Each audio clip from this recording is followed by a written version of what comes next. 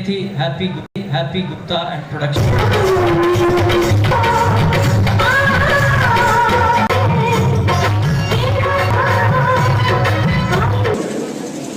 As you all know that it is all literacy and training.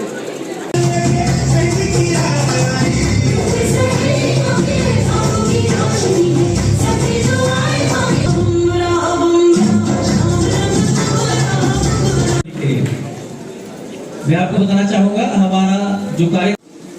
Anjali देवी उनके Scott teacher साथ में है, तो वो कृपया सारे सर्टिफिकेट्स एक साथ ऑफ इंफॉर्मेशन की तरफ से इस डिग्री कॉलेज सुंदरबनी में कार्यक्रम रखा गया। आज सेंट्रल ब्यूरो आपका कम्युनिकेशन की तरफ से जो एक फोटो प्रदर्शनी ऑर्गेनाइज की गई थी डिग्री कॉलेज सुंदरबनी में, उसमें आज बड़ा अच्छा प्रोग्राम रहा और इन्होंने तमाम डिपार्टमेंट भी जो कंसर्न डिपार्टमेंट थे, जो सेंटर स्पॉन्सर स्कीमें जितनी भी हमारे आदरणीय प्रधानमंत्री जी जो हमारी भारत सरकार ने लॉन्च की हुई हैं, उनके बारे में उन्होंने जो अवेयरनेस जो लोगों में और बच्चों में जो कॉलेज के बच्चे हैं उनको अवेयरनेस वगैरह दी है। और मैंने देखा कि जहाँ पर जितनी भी सेंटर स्पॉन्सर स्कीमें हैं उनके बारे में पूरी डिटेल में जितने भी लाइंग डिपार्टमेंट जहाँ आए हुए थे सब ने पूरी डिटेल में बताया क्या क्या स्कीमें जो हमारे आदरणीय प्रधानमंत्री जी ने लॉन्च की हुई है, उनका क्या क्या बेनिफिट जो हमारे किसान भाई हैं या कोई भी अर्बन के लोग हैं या रूरल के लोग हैं क्या क्या बेनिफिट ले सकते हैं। और ख़ास करके सेंट्रल ब्यूरो ऑफ कम्युनिकेशन के जो लोग थे उन्होंने भी बड़े कोशिश करके बड़ी मेहनत करके मैंने देखा प्रदर्शनी लगवाई हुई थी, ऑर्गेनाइज की हुई थी और पूरा हिस्ट्री जो हमारी भारतवर्ष की है जो 75 साल हमें याद हो गए उससे पहले की जो प्रदर्शनी थी वो भी आज बच्चों को दिखाई गई। क्योंकि मुझे लगता है कि जो हमारी जनरल नॉलेज में जो हमारा जनरल नॉलेज सब्जेक्ट है उसमें भी नहीं होगा जो आज इन्होंने जहाँ पर बच्चों को दिखाया और बच्चों के लिए इतना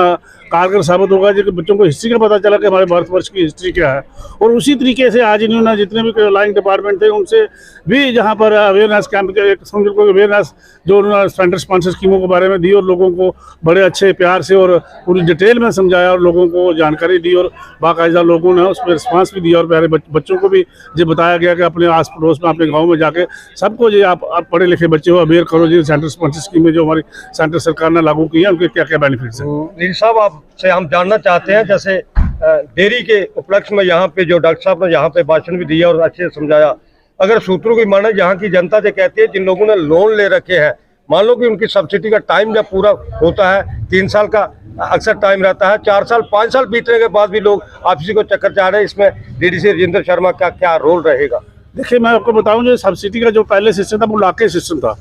कि 5 साल के बाद जब आप लोन जो ख़त्म कर देते थे उसके बाद सब्सिडी रिलीज होती थी। आजकल हमारी सेंटर स्पॉन्सर जो स्कीम है उसमें जो इन्होंने चेंज कर दिया हुआ है कि सब्सिडी जो है पहले बैंक को दी जाती है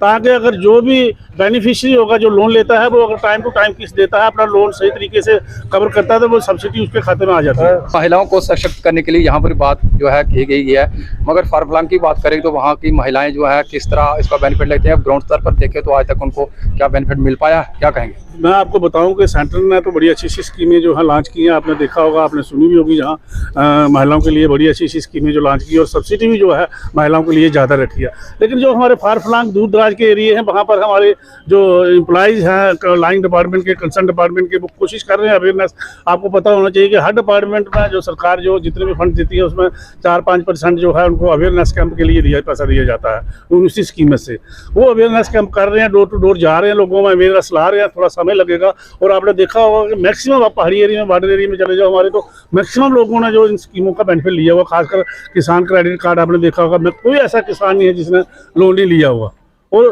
खास करके जो हमारी किसान निधि जो योजना है जिसमें 6,000 जो किसान को मिलता है साल का, आप देखो वो भी हर किसान को 3 किस्तें टाइम टू टाइम पड़ रही हैं। और ऐसा नहीं है किसानों को, लेकिन जो भी कुछ परसेंटेज ऐसी है, कुछ लोग जो पीछे रह चुके हैं, लेकिन वो हमारी सरकार का पूरी कोशिश है कि आने वाले समय में उनको सबको कवर किया जाएगा। सर अगर हम डिग्री कॉलेज की बात करें, ये बन के अच्छा तैयार हो चुका है,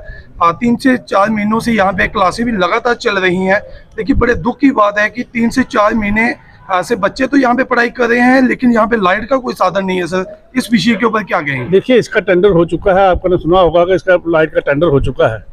अब जल्दी ही इसकी जो लाइट का है बंदोबस्त काम जो है स्टार्ट हो जाना है। पीछे कुछ टेक्निकली प्रॉब्लम आ गई थी जिस वजह से डिले होगा। आपने देखा होगा कि सारा मटेरियल भी आ चुका है, जो ग्राउंड का काम लगा हुआ है, अभी ये चेयर्स भी बार फिक्स होनी है, जो पड़ी हैं सारी, क्योंकि ये अंडर कंस्ट्रक्शन ही काम अभी अंडर कंस्ट्रक्शन था। ये कॉलेज तो जहाँ पर कॉलेज शिफ्ट किया गया तो काम चलते ही इसलिए क्योंकि इसका समय जो था कैंप का पूरे होने का अभी समय था इसमें, लेकिन कॉलेज की वहाँ कमरों की वजह से थोड़ी प्रॉब्लम थी वहाँ सुंदरबनी में, इसलिए यहाँ शिफ्ट किया गया और जहाँ साथ साथ काम चल रहा है। और मुझे लगता है कि बहुत जल्दी ये काम कंप्लीट होकर कॉलेज के हवाले किया तो सर अगर हम बात करें कॉलेज की बात करें या आम बात करें, पानी बिजली तो सर सबसे पहले चाहिए होता है, लेकिन जी। 3 से 4 महीने हो चुके हैं अभी तक यहाँ पे लाइट का तो कोई इंतजाम है ही नहीं है सर। तो बच्चे कैसे पढ़ाई करते होंगे सर? देखो पढ़ाई तो चलो मैं दिन में इतनी प्रॉब्लम नहीं होती, बारिश का मौसम में कभी कभार होती है, लेकिन हमारी कोशिश है जल्द से जल्द ये लाइट दी जाएगी, बच्चों की प्रॉब्लम दूर की जाएगी। और पानी का भी जहाँ बंदोबस्त किया गया आपने देखा होगा, जहाँ पर टैंक रखे गए हैं और जो छत में भी टैंक लगाए गए हैं, पानी दिया गया है, पानी का सप्लाई जो है वो चल रही है। सर हम आपसे जानना चाहते हैं, जैसे कॉलेज तो शिफ्ट हो चुका है, अभी आर्ट्स की क्लासेस चल रही है, क्या जो नेक्स्ट सेशन आएगा इसमें मेडिकल नॉन मेडिकल क्लासें बैठेंगी? मेरे ख्याल में पूरी कोशिश है हमारी भी और सरकार की, वो बैठनी चाहिए और बैठ जाएंगी। सर उन्होंने पार्टिसिपेट किया और यहाँ पर उनको जो प्राइज़ भी डिस्ट्रीब्यूट किए, क्या कहेंगे स्टूडेंट को कि जो कैंप की अवेयरनेस अपने गांव में किस तरह फैलाएं? देखिए सबसे पहले तो मैं जिन्होंने ये कैंप ऑर्गेनाइज किया, जिन्होंने जो फोटो प्रदर्शनी भी की, खास करके जो डिपार्टमेंट समझो ये है जो स्पेशल ब्यूरो ऑफ कम्युनिकेशन, इनका शुक्रिया अदा करता हूं मैं कि उन्होंने मेरी कॉन्स्टिट्यूंसी में आके इतना अच्छा आज मैं देख रहा हूं कितना अच्छा कैंप किया, जहां पर इतनी अच्छी प्रदर्शनी की है और ख़ास करके लोगों को अवेयर किया है सेंट्रल स्पॉन्सर स्कीमों के बारे में। और मैं खास करके अपने लोगों से भी और बच्चों से भी मैंने यही रिक्वेस्ट किया कि आप अपने आस पड़ोस अपने मोहल्ले में जाके जो जहाँ पर आपको ज्ञान मिला है, जहाँ पर जो आपको नॉलेज मिली है, जहाँ जो अवेयरनेस मिली है, वो आपने सब लोगों को बतानी है और इसको हाईलाइट करना है।